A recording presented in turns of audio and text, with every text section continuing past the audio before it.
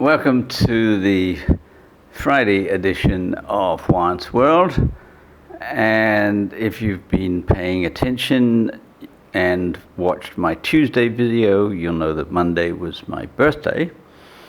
And on my birthday, I have certain habits, cooking habits, of course, but I also have the habit of treating my birthday as a kind of New Year. It's a narcissistic New Year just for me.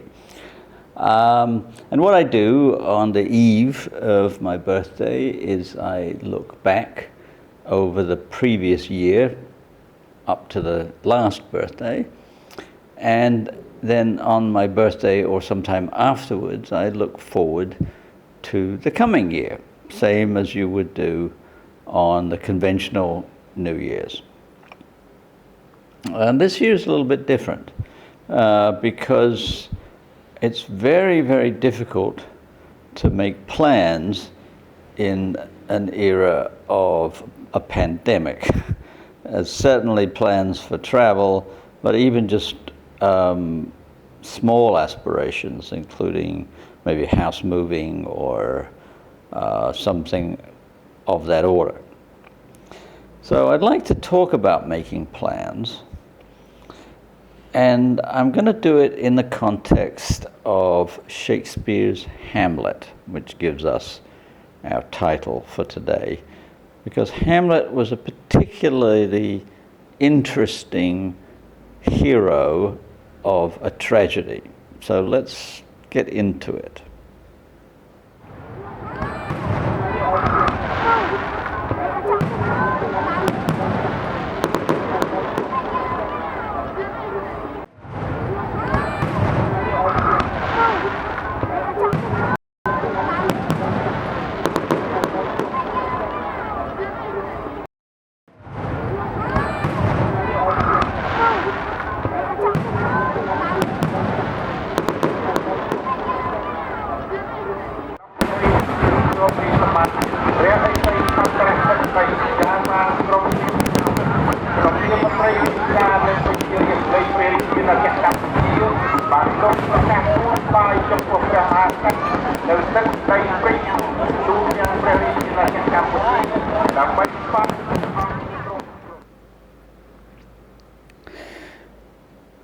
Now we can start the investigation of Hamlet very simply by saying that a tragedy in Shakespeare's terms, which actually goes back to Greek theatre, is a drama in which things are pretty much okay in the scene that you are set, although there might be some small problems.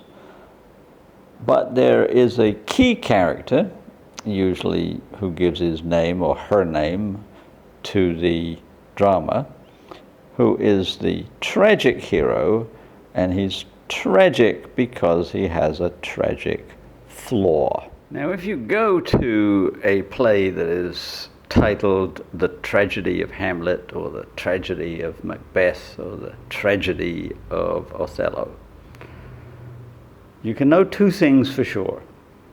One is that the title character is the tragic hero, and that he has a tragic flaw. And the second is that by the end of the play, he's going to be dead. That's for sure. And what you don't know when you attend the play is what the tragic flaw is and how it's going to manifest itself. But what it's basically going to do is to create more and more chaos within the scene that is presented in the play, because it's dysfunctional. That's the whole point of tragedy and tragic flaws, is that the tragic flaw is dysfunctional. In the case of Othello, it was jealousy. In the case of Macbeth, it was ambition. And in the case of Hamlet, it was indecisiveness. And that's what I want to talk about. I want to talk about indecision. Now, in my case, I always begin my ruminations about the year following my birthday with a plan, and I usually label it Plan A. And chances are I get from Plan A1 to Plan A2 to Plan A3 and then on to Plan B and Plan C. And 3 years ago, I actually ended up at Plan Z. That's certainly indecisiveness. But there's indecisiveness like that which doesn't actually lead to my death, certainly. I mean, it doesn't even really lead to anything particularly bad. In fact, it can sometimes lead into, quite wonderful realms. For example, I made a plan last year to go to Borneo. And what I did was I bought a one-way ticket to Kuching in Sarawak and figured I would just go where things take me. And I had a splendid time going all around Sarawak and up into Sabah and spent a month doing that. Finally bought the ticket home. No real plan in specific, just a general plan to be in Borneo for a month. That's fine. This year I've had all kinds of plans. I had a plan to go to China for my birthday.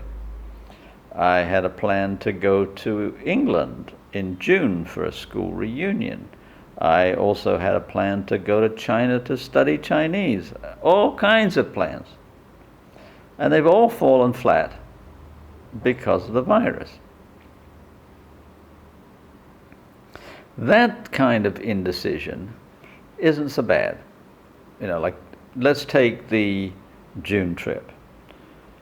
I never booked my tickets because when the virus started hitting in January in China, I was a little leery about buying tickets because I didn't know if I was going to take a Chinese airline, which might take me to Beijing on the way to London. And I wasn't sure about that. And the prices were not great, so I was holding off. I did reserve a hotel room for 8 days. I did call a lot of friends or write to some people I knew to arrange visits to different places. I got things more or less on track, but I didn't spend any money. And in this particular case, that was the right kind of indecision, because the virus then hit Italy and moved to England, and it's starting to get really catastrophic there. They've got all kinds of social distancing and stay-at-home laws and so forth. And the chances of me even being able to get a flight in June is remote. And even if I could, I don't want to do it. I don't want to be in a tube with recycled air for 16 hours going through all kinds of different hubs where the virus may still be lingering and so forth. So in that case, indecision was, in a way, the right decision. But it's not always the right plan of action. Now you can see that my kind of indecisiveness is not particularly destructive. Not going to lead to my death because I can't decide where to go for my jaunts around the world. And it's also productive in a way, because by not making hard and fast decisions right at the beginning of this year and finding what I thought might be the best price for flights, in the end, my indecision saved me a lot of money. So that was a good thing. It's cautious. In Hamlet's case, his indecision leads to destruction because there's much, much more at stake. There's the stake of the whole kingdom of Denmark. There's Fortinbras on his way to attack, and you don't really understand the full meaning of Fortinbras in Hamlet's full play, because the 5-hour play is normally cut to about 2.5 hours, and the whole Fortinbras theme gets kind of lost. But the thing is that Denmark's under attack, and internally the strife is not good. And the fact that Hamlet's father was killed by his brother is a weakness inside the kingdom, which could be resolved if Hamlet were only be decisive, if he would kill the murderer. Not the most legal thing to do, but in Shakespeare's world was okay. If he could kill the murderer and take over as a decisive king, then he might be able to defend the kingdom against Fortinbras. But instead he's just dithering. He can't decide, should I do it, shouldn't I do it? He on the spur of the moment thinks he's going to kill him, and thinks that he's hiding behind a curtain, and kills the person behind the curtain, and it turns out, oh no, it's Laertes' father, and he has trouble with his girlfriend, who ends up killing herself, and on and on and on, until everybody is destroyed by his indecisiveness, and the whole of the kingdom falls in the end to Fortinbras. All right, well, that's play, obviously, and the circumstances are all dramatic and what have you. But let's talk about real life indecision.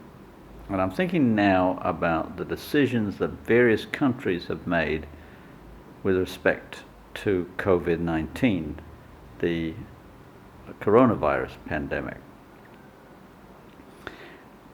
Most countries start off dithering a little bit. China did. China at first decided that it wasn't a big deal and would try to muzzle all of the doctors who were raising the alarm, but very quickly realized, oh no, this really is serious, shut down the country completely, and did manage to weather the storm, even though a lot of people got sick and a lot of people died. South Korea got ahead of the game, shut things down completely, and managed to hit a peak pretty early on and then have infections decline very quickly. That was the best decision to make. Whereas other countries didn't act so decisively, and I'm thinking now most particularly about the United States, because for months the president could not decide what to do. And at the outset, he was thinking, if I do anything like China, I'm going to destroy the economy, so I'll play it down and I won't do anything decisive at the outset. I'll just try to keep things calm, and then things get worse and worse, and it's very clear that a more decisive act needs to be taken, and he's still dithering because he can't decide between two choices. And these are really dramatic choices. One of them, which Boris Johnson in the UK played with a little bit before he decided against it, which is to just let the pandemic run its course. Because eventually it will run its course, and the people in the country will develop what's called herd immunity. Herd immunity means that enough people have got sick and recovered and are now immune, and the ones who are weak have died. You know, not a great decision to make, but it is one that you can make if what you think is most important in the country is the welfare of the economy. You want to keep people working, you want to keep people in factories, in businesses, traveling and so forth, and a certain percentage are going to die, and you make that decision, and that's your choice. And that, at the outset, was probably what President Trump was thinking. But then the numbers got worse and worse and worse, and so he decided to change courses and move towards more of a lockdown situation. But he's still not making a federal policy out of no traveling, stay inside. He's leaving it up to the states. And some of the states are going with massive lockdowns because they've got massive numbers of infected and dying people. And other states that are thinking, well, the economy is better for me than a few people dying, so I'm going to go with semi-lockdown. I'm going to tell people they ought to stay home, but I'm not going to enforce it. And so it's going back and forth and back and forth. And what's going to happen is the situation is going to get worse and worse. If they made a decision one way or the other, things would eventually get better. The outcomes would be very, very different. The number of deaths would be very, very different. But the decisiveness would at least put people in a position of knowing where they were and what they had to do. But instead, they cannot decide one way or the other, and the outcome is going to be disastrous. So that's my general point for today, is that when it comes to matters of life and death, not when it comes to where I'm going to go for my next jaunt, but matters of life and death, I am always going to be on the side of decisiveness, making a decision and sticking with it to the end. We'll talk more about this next week. Meanwhile, like and subscribe, and I'll see you for another set of recipes on Tuesday.